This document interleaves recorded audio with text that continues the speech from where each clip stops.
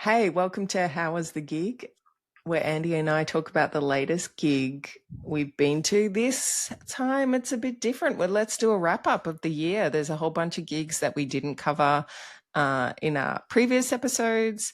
So, what do you reckon, Andy? Yeah, a wrap up of the whole year.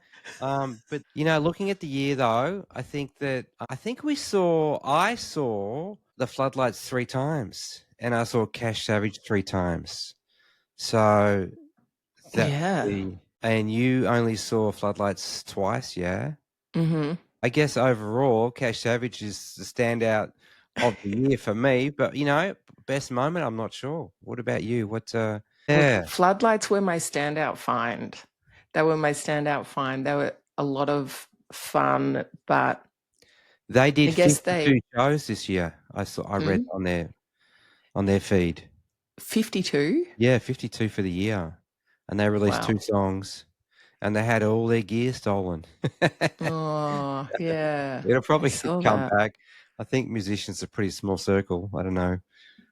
Oh, I hope so. Yeah, that was a bummer. But yeah, Floodlights definitely my highlight because I discovered them this year. And then when I saw them live, we went to the Forum, and we didn't have this podcast at the time. And but yeah, we saw them at the Forum upstairs, and it was this sit down venue, and I was really shocked. I was like, "Oh, are they a sit down band? Uh-oh!" But they rocked out. I've got a little bit of footage. We got on the stage. The stage was so easily accessible. It's just one step up, and we were all on the stage. They acknowledged that it was a weird sit down vibe. And I was like, I don't know if this seating thing's going to work. But by the end of it, I was like, oh my God, I love this band so much. And then I saw them at Northcote Theatre. You weren't there at Oh, Northcote yeah, Theatre. you saw them 3 times. Yeah, okay. Wait on, how did we see them 3 times? I just saw them at Forum and Northcote. Oh, have I only seen them twice? I thought I saw them 3 times. Yeah, maybe only twice then. I saw them at the Ability Festival. Yeah, so that one at the Forum, I, it was such an interesting gig. The warm up, the support act was just so trippy. Her name was Nu, N-U, and it was just her sitting down with her laptop and this amazing angelic voice.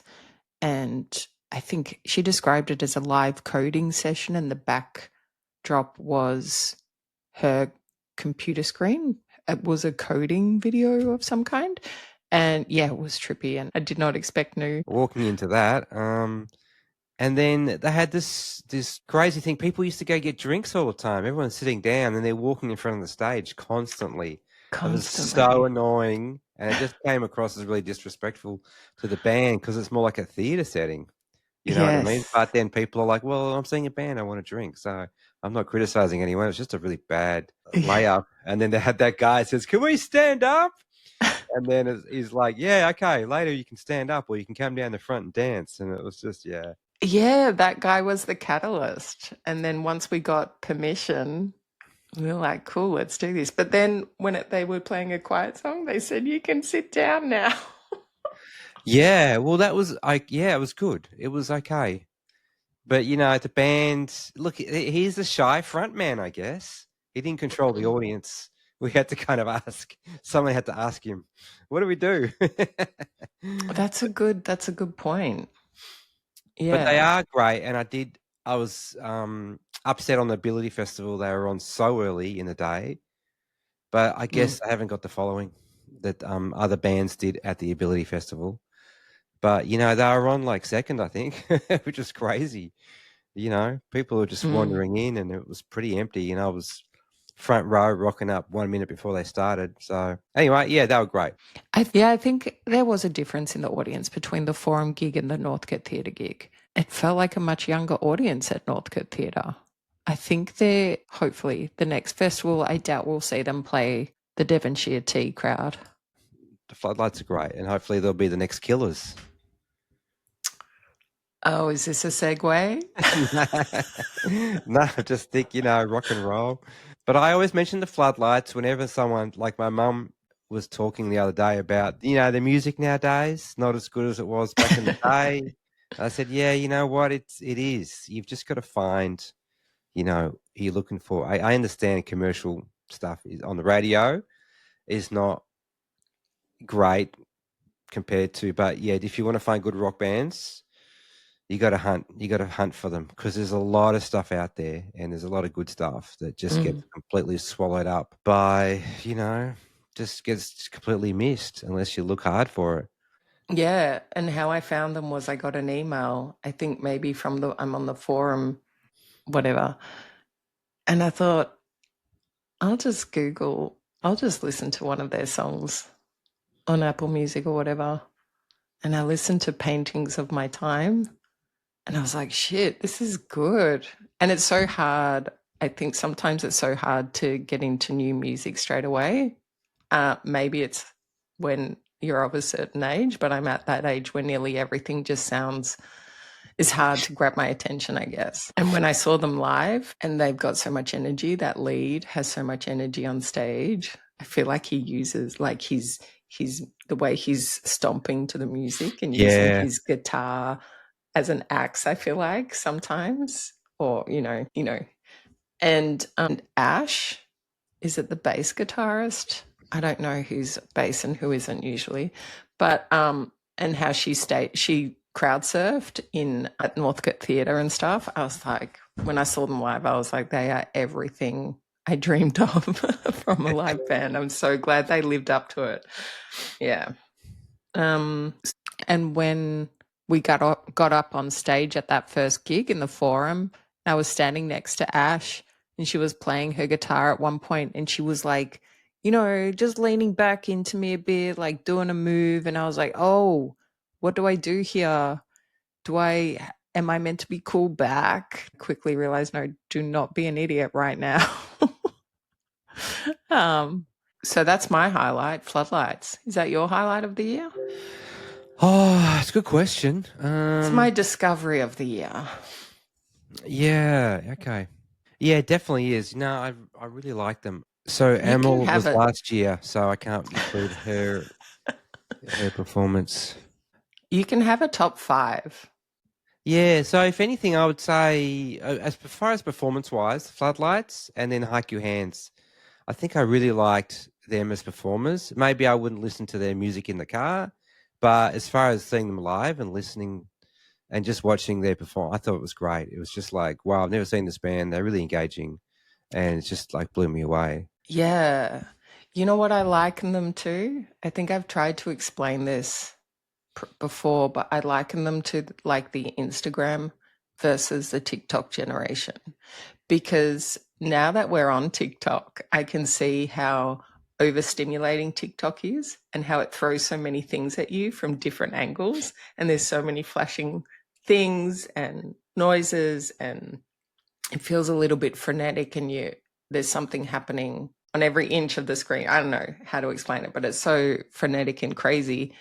And that reminded me of Haiku Hands, because there's so much energy, there's so much happening. They've got different face masks, they're dancing, everyone's dancing differently. It's not like a Taylor Swift or Beyonce dance session where everyone's perfect and they're dressed perfect, and that's what I call the Instagram generation, when everyone had to have the right dance moves in the right what's it everything's called? synced. Yeah. Yeah, when everything's in sync. I mean, I say all that, but the Beastie Boys were the same, kind of dancing around and jumping, with all the members doing different moves and all the members singing or rapping, more like rapping different lyrics. And that's exactly what Haiku Hands does. They are the modern Aussie Beastie Boys. And the Beastie Boys have nothing, like, they're not the TikTok generation that I keep harping on about. So maybe I'm just talking out my ass, But yeah, I saw them at Miscellanea as well, tiny little venue in Melbourne, upstairs on Swanson Street. And it was so much fun. It was just so crazy. And we didn't get to do an episode on it. But yeah, it was just so much fun.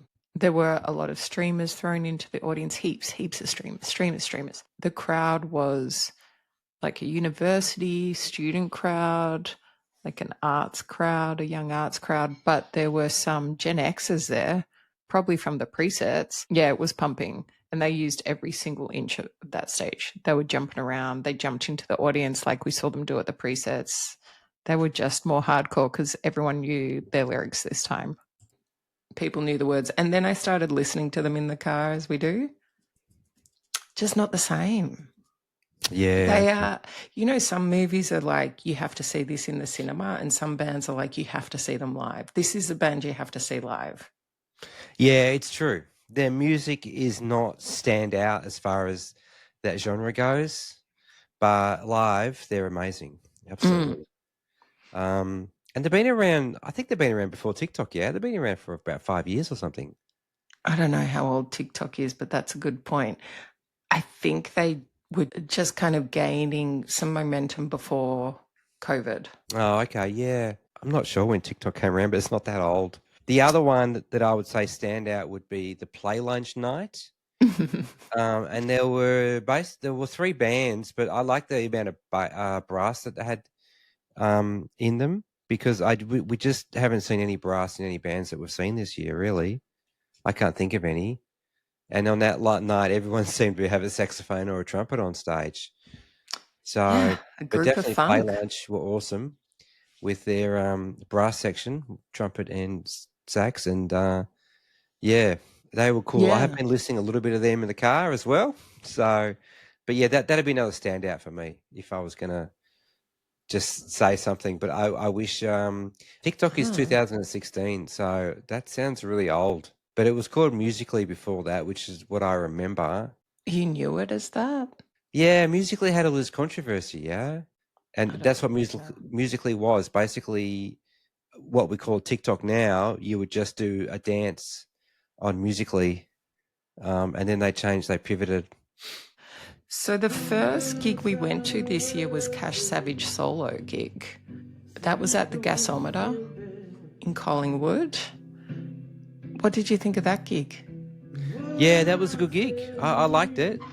The standout performance was that couple in front of us, just like completely oblivious to the fact that there was a concert going on, and thinking this was like, a good background for their date. Yeah, they were making out and they were all over each other.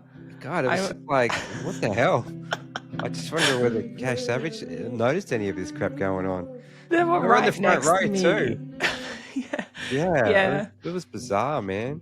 That's actually what I remember from that gig, unfortunately, as well as the amazing special guests that she had. But the standout was Kutcher Edwards, and it was an outstanding performance, very moving, haunting even. And I recommend if you look him up, to look up some music and interviews with him. He's an Aboriginal Australian and has some very interesting things to say, and he sings about really important issues. Yeah, that was good. That was good. And it was powerful. You could hear a pin drop, which is what made that couple even more distracting. But this is the thing with gigs and crowd etiquette. There's always something weird going on in the crowd. But yeah, at one point, I think it was like an emotional song, and the woman put her arm around me from the really? couple. Oh, was that one? She rubbed my back. Yeah, and I was like, because it was an emotional song, so I don't know if they were high. And I was like, I'm good. Don't do that. Thanks. But I couldn't be loud. Like, usually I'm very clear and use more direct words. But because you could hear a pin drop, I was like, no thanks. I'm good. No. Plus afterwards, I also remember how Cash was signing and she was at the merch desk, and my friend was just bought so much merch, the albums, the hat, which you have to do when you see local. You have to buy at least a t-shirt. Yeah, we were just piled with merch, and we went up to Cash Savage to get I got some photos of my friend with her, and she was fantastic. She was so lovely about it all. She was laughing with us about how we were piled up with merch. And then you got a shout out wearing that t-shirt at another Cash Savage in Frankston, yeah? yeah. It's like, yeah, wow. that's on our Cash Savage episode. Yeah, so there you go. Cash. A couple of episodes back. It's important to wear your t-shirt. And then the next one I saw was Chemical Brothers. Oh That was yeah. besides Emil and the Sniffers, this was the loudest gig I've been to. I did not wear my earplugs for Emil and the Sniffers. I had my earplugs, thank God, for Chemical Brothers, but afterwards the guy next to me said my t-shirt was moving from how loud it was. My t-shirt. Oh my God, that's uncomfortable. And people were actually covering their ears. But Yeah. because it was so loud. But and that was amazing. Recommend Chemical Brothers. The highlights were like Mad as Hell, Gotta Keep On. Here are some clips of the amazing graphics they had on the big screen.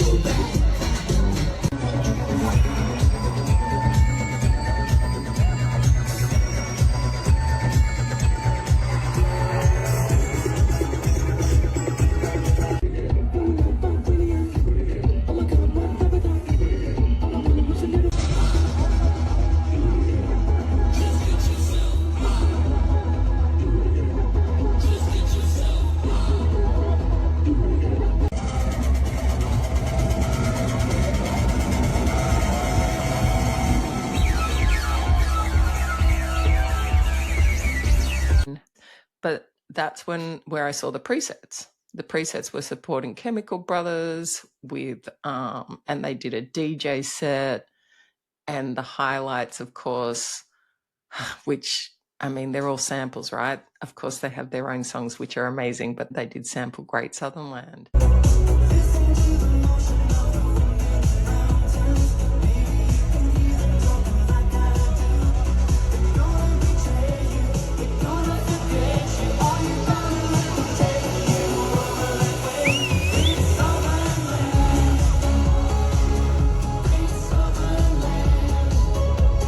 They sampled Nirvana, Smells Like Teen Spirit.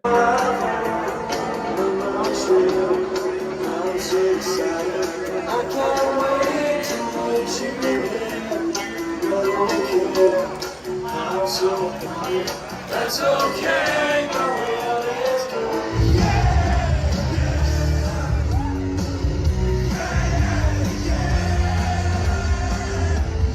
And also Rage Against the Machine, Killing in the Name of. Killing in the name of. Killing in the name of. Do what they told ya. Do what they told ya. Do what they told ya. Do what they told ya. And it was wild to be up the front during that. That was really good fun. And then we saw them again, presets, later this year. You know what? I know we're not getting into lowlights right now, but the presets I had a higher expectations.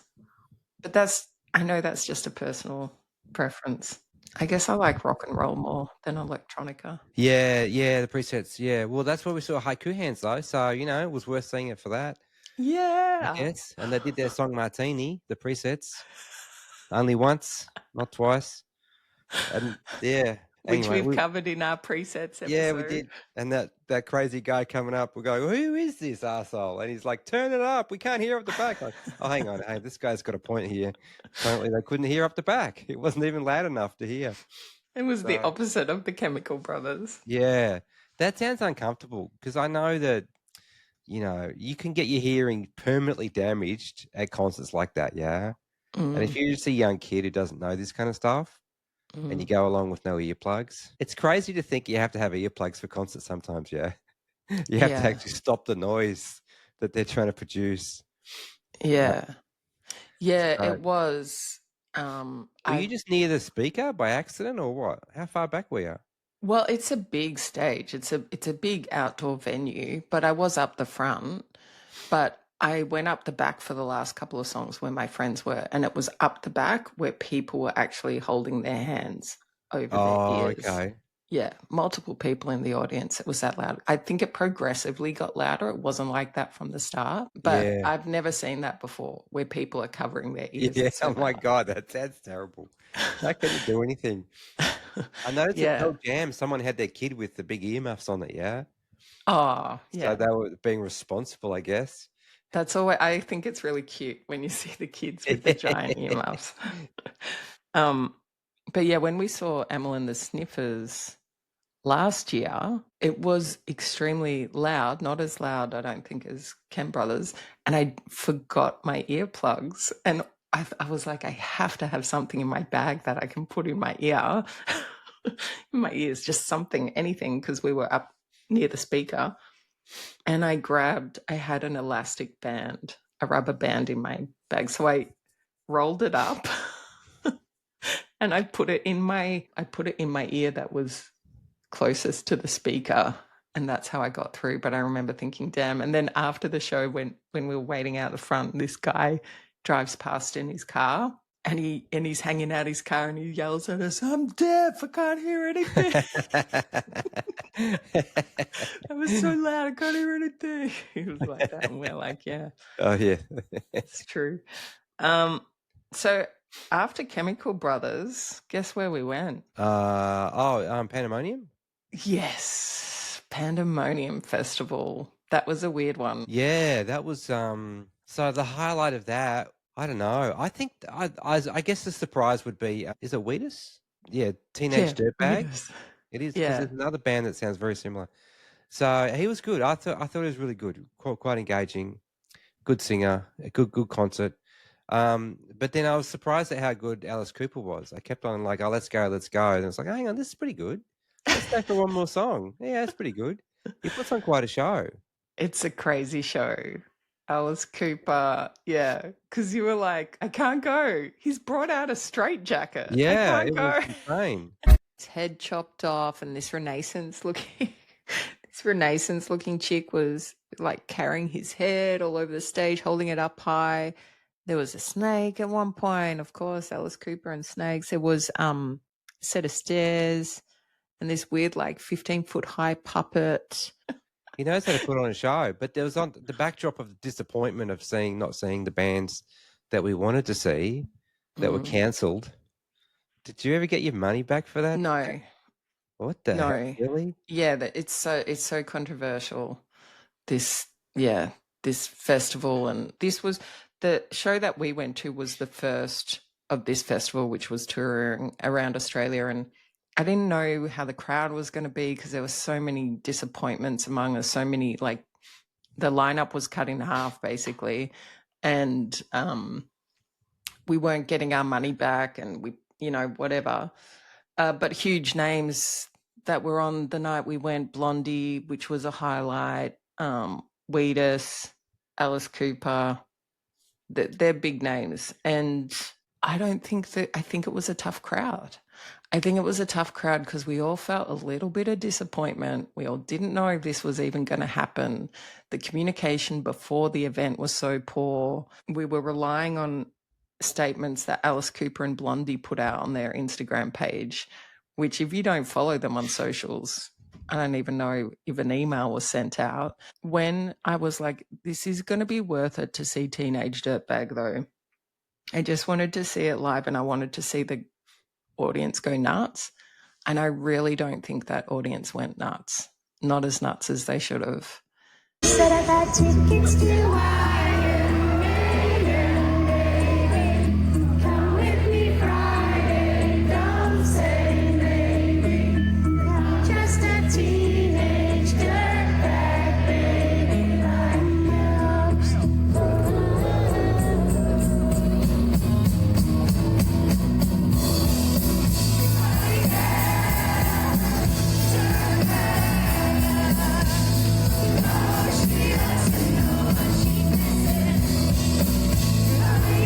I just think there was a bit of a mood over the crowd. Yeah, I think so.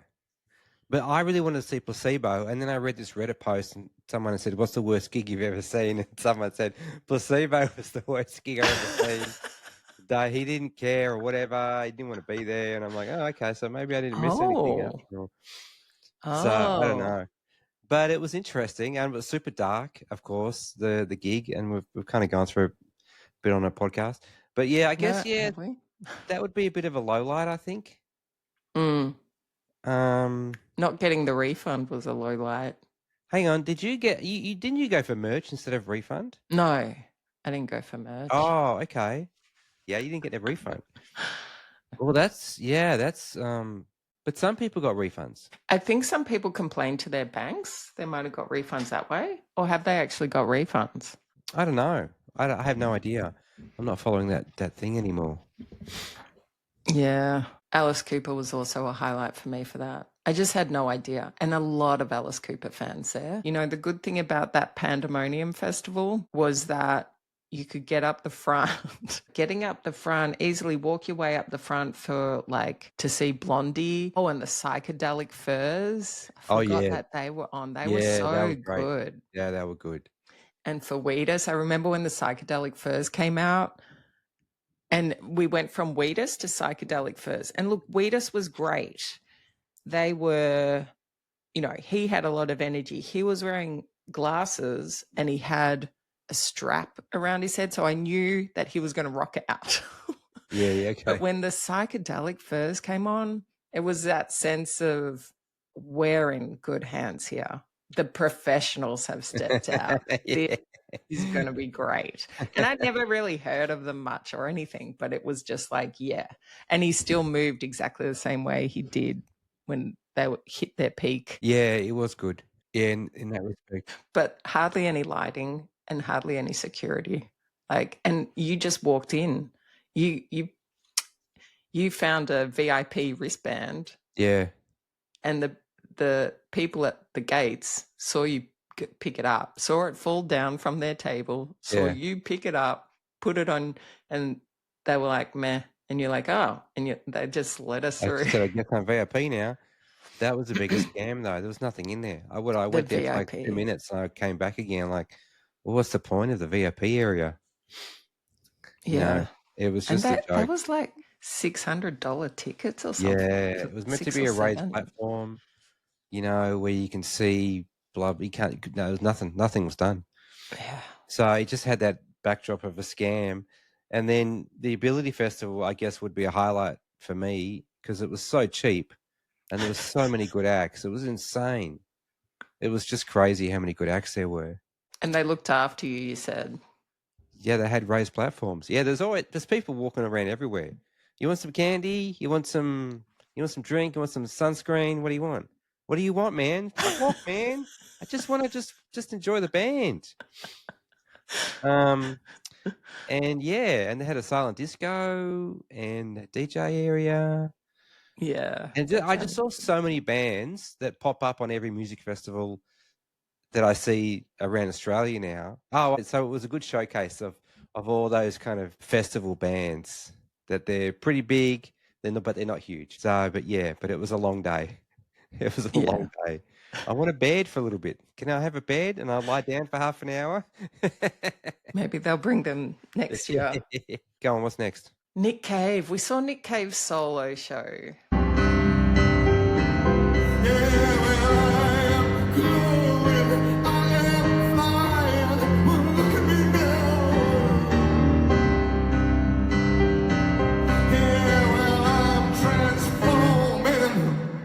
I'm vibrating, I am glowing, I am flying, look at me now. I'm a big Nick Cave fan. I'm a bit over him, to be honest. But since I was 16, a huge Nick Cave fan, seen him live, I don't know, 20 times or whatever. And I'm just going to sound old for a minute. The first time I saw him live, I rocked up on the night in Sydney at the Hordern Pavilion and I paid $60 to go see him. It's just impossible now. It's just unheard of. You cannot rock up on the night to any kind of gig at and get tickets at the box office. I don't know. And for $60. So we saw Nick Cave. It was a solo gig. I don't think I'm a solo kind of a person. He did say, he did kind of introduce it and say, you know, I won't be jumping around. I won't be, you know, in the audience's face. This is a solo gig, and it was a sit down thing. And Yeah, it was so formal, that gig. Sit down, theatre, clap after the songs. So there was a bit of, you know, it was interesting. He did a bit of audience participation stuff and did his maybe songs. that's a low light. Do you think Nick Cave could ever be Yeah. a low light? He was so far away. It was, yeah. Yeah. It's like a really formal, it almost feels like a corporate venue. I mean, it's Yeah. massive. So, yeah, not as exciting. I mean, as opposed to Cash Savage doing a solo gig in a small venue, which was really cool, really close. But I don't know. Nick Cave didn't have to pay the bad seeds. He gets lots of money. Charges the same. Charges the same, exactly. I mean, like, why wouldn't you do solo shows? You know, Jimmy Barnes is doing them as well, I think. You know, so save a fortune. Yeah, that was a forgettable gig. It was a bit forgettable. Yeah, I totally forgot I went to it. Yeah. Yeah, I guess that's not our thing. We love energy. Yeah, and where it is at its peak is the small gigs with unknown bands. Mm-hmm. They're the most like, hey man, I'm trying to make it here. I'm going to go for it. You know? Yeah. Yeah, because I think these small up and coming bands have to rely on their live performances now to get popular. Now it's through social media. It's not through buying albums. It'll be through social media and festivals and things like that. So you have to make a thing of it as a live performance. Yeah, absolutely. And then after Nick Cave, we saw a little local. Sorry for laughing. It's just that I just remember that from this gig, someone stage diving at the end and no one catching them. They were okay. They gave the thumbs up and they were walking around. But yeah, we saw the Terrys at Frankston. Oh yeah, the Terrys. Yeah, they were cool. They were cool. And they were supported by Lashiv. They were also cool. Very grunge. They were also cool. Yeah, I still follow them. No, they were both good. I like their music. Yeah, their style. It was really cool. I got to be honest, I don't listen. I don't listen to the Terrys or Lashiv, but I was at that gig observing and thinking, this is wild. What has Andy taken me to? What are all these people doing what are all these band members doing on stage? Some of them weren't doing anything except that vaping. Was crazy. Yeah. I like their music, you know?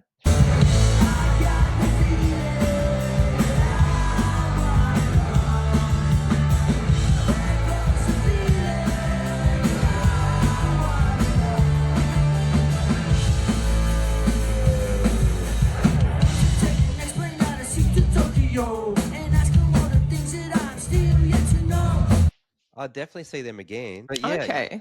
Yeah, like again, those small bands, that was pretty trippy though. That was on at the Pelly Bar as well, which is a small venue. Small, yeah. It holds 250. I'm not sure if it was sold out. Yeah, like Playlunch as well. You know, they did that small venue too, which is a pity because they're a big band. I guess they can't sell out the bigger room next door. Not yet. Because they would have filled that stage really nicely.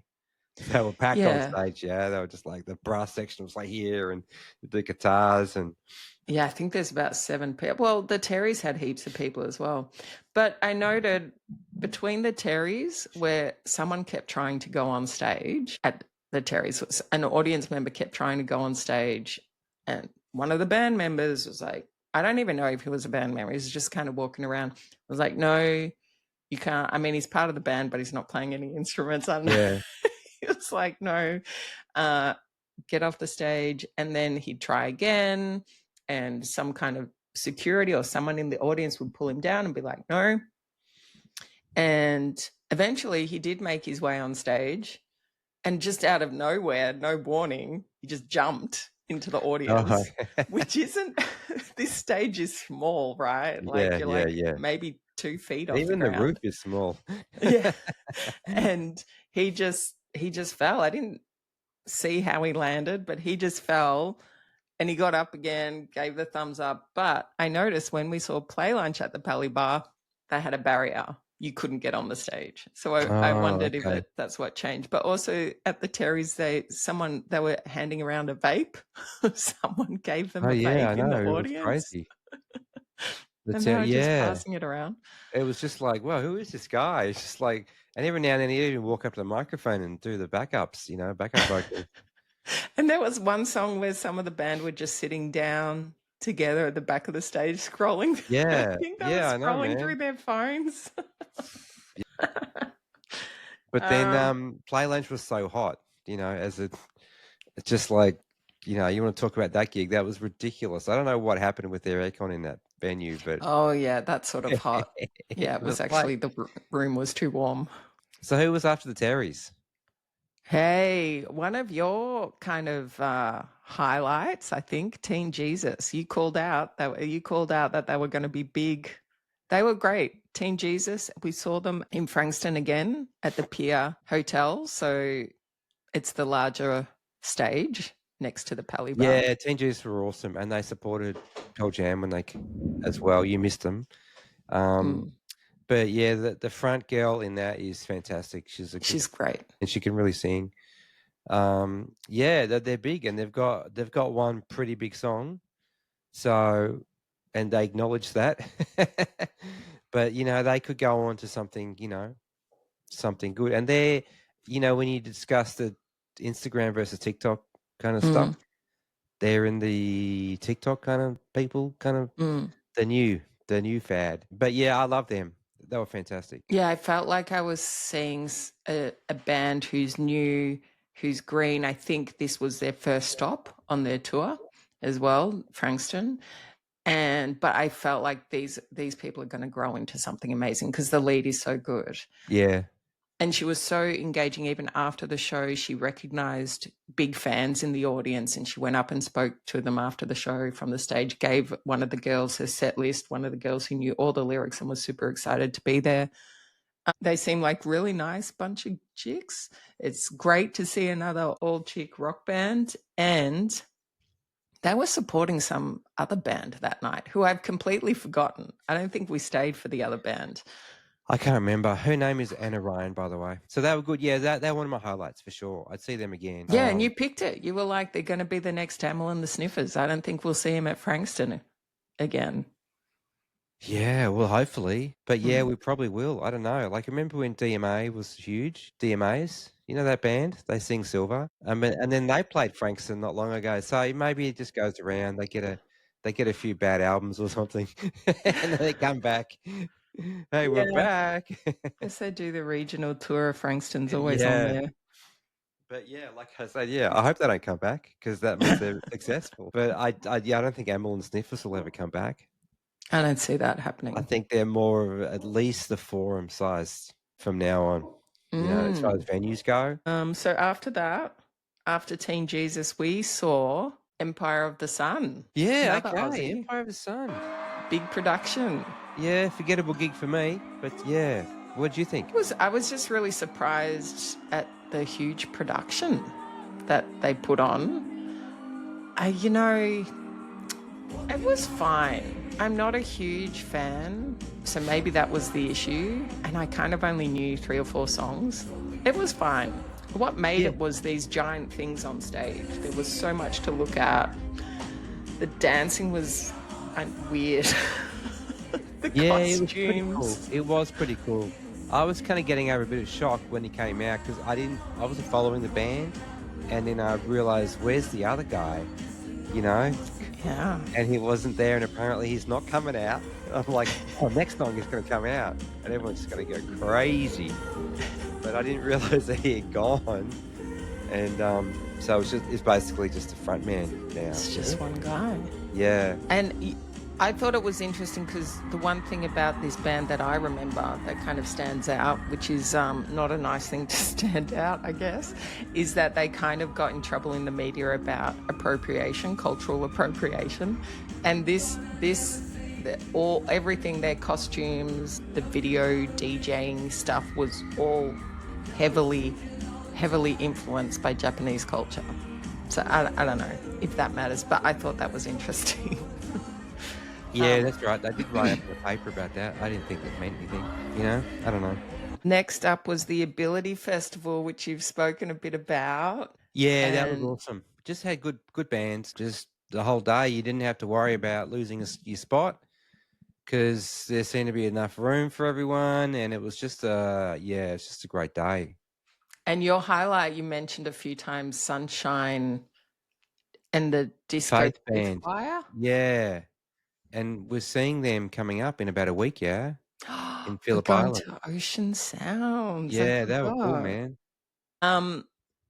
Anyway, yes, Ability Festival. After that, I saw the Floodlights again at Northcote. Oh, that's right. Oh. Yep, and they were great, yeah. Yes, it was really good. I mean, I definitely prefer the Forum. It was different to that upstairs at the Forum.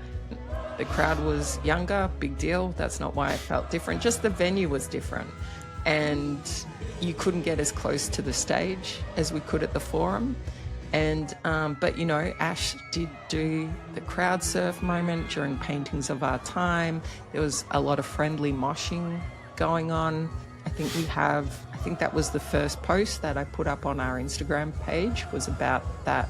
I'm going to put up another post. I'm going to put up a reel about them because I love them so much. Yeah, love that. Not a huge fan of the Northcote Theatre. It's because it's such a huge flat space. I like the Forum downstairs because it's tiered. Yeah, okay. Yeah. Yeah, so Huge the back flat space is hard to see. Yeah, okay. Yeah, good point. So what's the next one? Cold Chisel with Tex Oh, Perkins yeah, wow, and cool. Birds of Still here. Tokyo. Yeah, that was cool, man. Seeing Cold Chisel.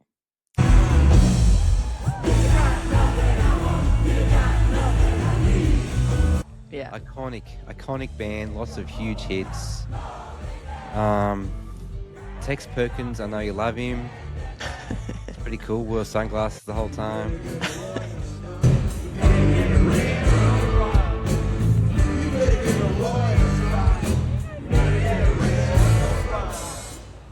Birds of Tokyo, who we're going to see at we're Ocean gonna see, Sound. yeah.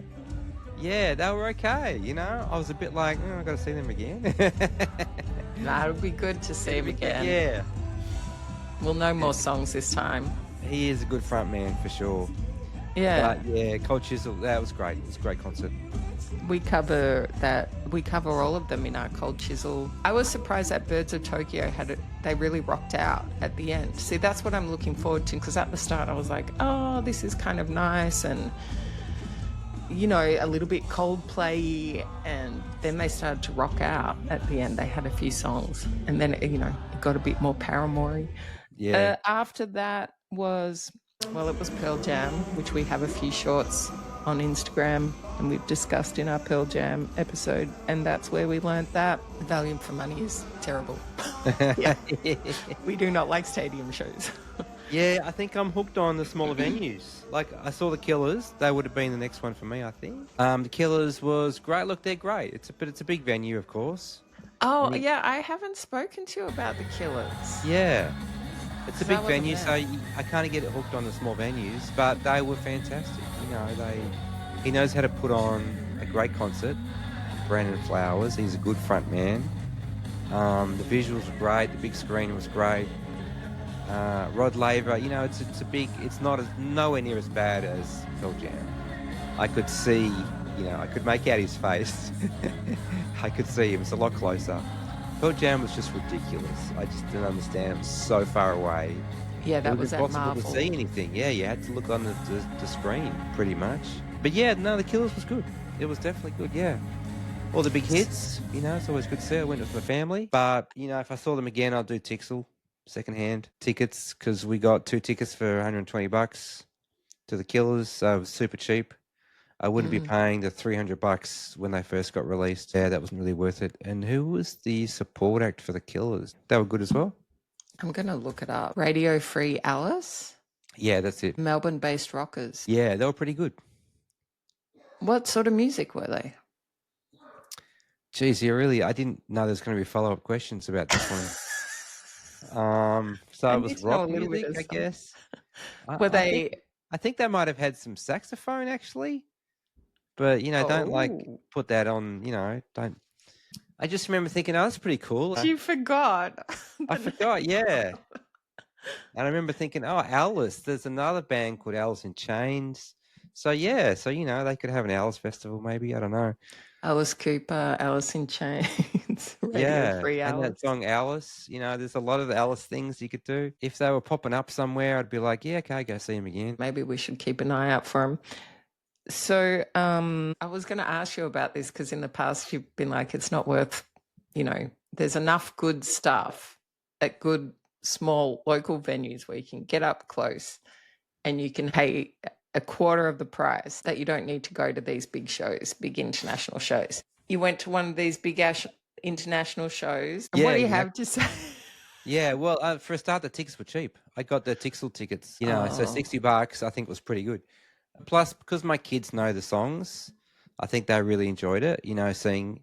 I don't think, especially my youngest doesn't get into music that she doesn't know. She's at that age. Sure. She can't just listen to a song for the first time and go, oh, yeah, okay, cool. This sounds pretty interesting. She's got to she's got to hear it 10 times. So, yeah, and Rhiannon's into a mix, my eldest, she's 15, a mix of music. But, yeah, well, she's going to see Tyler, the Creator. So he's like a big star at the moment. Yeah, he's huge. We should try and get Chisel tickets to that, Andy. Yeah, I think so too. Yeah, let's try and do that. Get in there to see what he's like. His music doesn't super excite me. I've heard some of his songs. It sounds like a guy who's, in his house doing some pretty cool stuff with his music studio. But to do 3 shows at Rod Laver, I'd even be doing 4, I think. Yeah, it's crazy how big he is. Because I was really taken by his ad, the picture in his ad for the shows, Chroma Chromatica. So I looked up his show on YouTube and he stepped out on the stage, this massive audience. And I was really into it, like, oh, this is going to be cool. He's a creator. No idea what I'm watching, right? Just purely going on these images that I've seen and the promo shots and stuff. And he gets on stage and he goes, how are you, dickheads? And I'm just going, oh, man, I'm out. I'm too old for this. Here I was going, oh, he's an artist and this is going to be amazing. I'm going to discover someone new. And he's like, hey, dickheads. He just dropped a few notches and I felt very old. But anyway, we should definitely go. You know what? I'm kind of up for a big spectacle, a big international gig. That's the good thing about it. Yeah. I just don't want to be far away. And you get a seat. Yeah. Do you reckon we'll get a seat, not the floor? Let's try and get the floor, man. The floor's expensive, yeah, for some reason. Chisel? Yeah, I know. Anyway, yeah. I don't know. I find the floor hard work. You've got to get there early to get a good seat. A seat, you just rock up and, it's there the whole time. Anyway. There is peace of mind.